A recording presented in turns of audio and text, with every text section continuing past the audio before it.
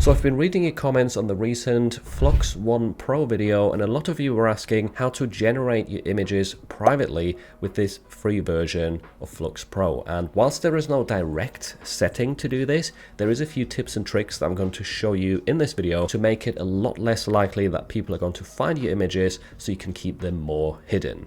So it's just been over 24 hours since I published my initial video, and there's already been over 20,000 runs on my custom glyph that I created for you. Whilst that's amazing, it has had a little bit of an effect. First of all, the Glif website announced on their Discord that they are going to lower the daily rate limit. So there's only 50 generations per day for free at the moment, as far as I'm aware. Sorry if I had an effect on that, but they have told me as well, I've spoken to their staff, that they plan to keep this free for a very long time. So you don't have to worry that, you know, tomorrow they're going to turn around and start charging for it. At least from what I've been told. I can't guarantee anything, and it also depends on when you're watching this video, right? If you're watching this a few months down the line, it might be a different story. At the moment, it is for free, but obviously if you're using my glyph right here, as you can see, all of these images are kind of being shown in the same place. That's why a lot of people have been asking, how can I make these private? Well, first of all, what you can do is you can create your own glyph, and that way it is extremely unlikely that anyone will find your images, because it will be your own glyph linked to your account. And if you don't share the glyph, people probably won't stumble upon it. But don't worry, this is very, very simple. All you have to do is head to build up here. Then you need to click on start building with glyph blocks and add a text input field. We'll just call this right here prompt, and we'll change the question to write your prompt. Very simple.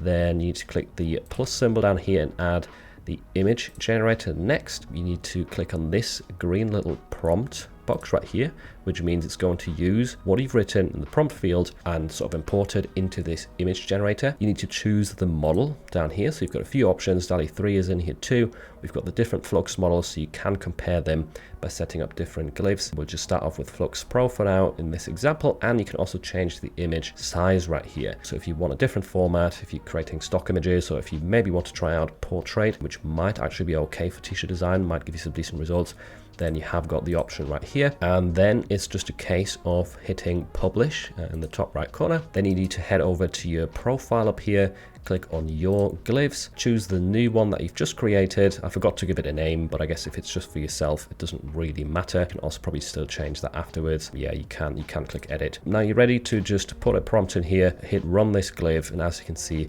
it's doing the same thing as before, except in this case, you won't have hundreds of people that came from my YouTube video in the exact same glyph looking at the images. So that should already help you keep them hidden. Now, tip number 2 is going to make it impossible for people to find your images, because let's say you are happy with all of these generations right here and you want to use them in your designs. You don't want anyone else to find them.